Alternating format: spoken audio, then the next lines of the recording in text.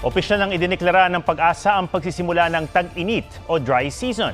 Sa kabila nito, posible pa rin ang mga pag-ulan. May report si Jasmine Gabriel Galban ng GMA Regional TV.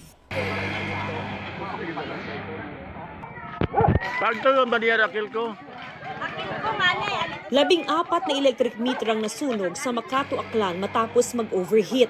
Isinisisi yan sa matinding init ng panahon at nagresulta sa mahigit 1 oras na malawakang brownout. Problemado naman ang mga magsasaka sa San Nicolas, Ilocos Norte dahil natutuyo na ang mga imbakan nila ng tubig. Harvest na ni mga farmers. Sa Santo Niño, South Cotabato, tuluyan ang nabansot ang mga sweet corn. Nagka-grass fire naman sa SLEX northbound na bahagi ng Binyan City, Laguna. Ayon sa CDRRMO, nagdulot yan ng bahagyang pagbagal ng trapiko.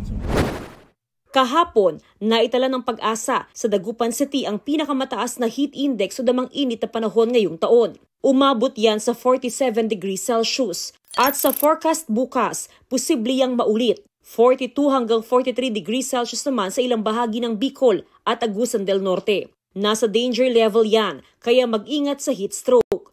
Sabi ng Pag-asa, asahan ng patuloy na pagtaas ng heat index sa mga susunod na araw, lalo't nagsimula na ang dry season o tag-init. Wala na ang amihan at tuloy-tuloy rin daw ang paglakas ng easterlies.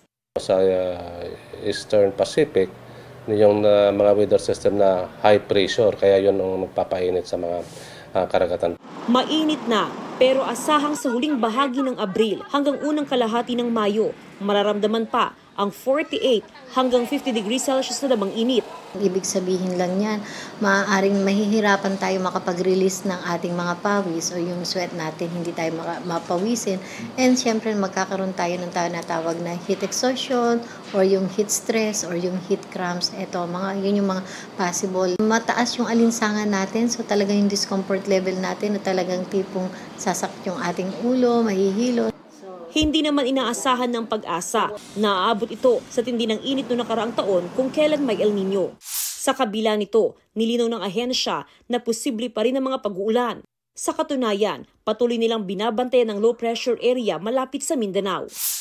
Jasmine Gabriel Galban ng GMA Regional TV, nagbabalita para sa GMA Integrated News. Huwag magpahuli sa mga balitang dapat niyong malaman. Mag-subscribe na sa GMA Integrated News sa YouTube.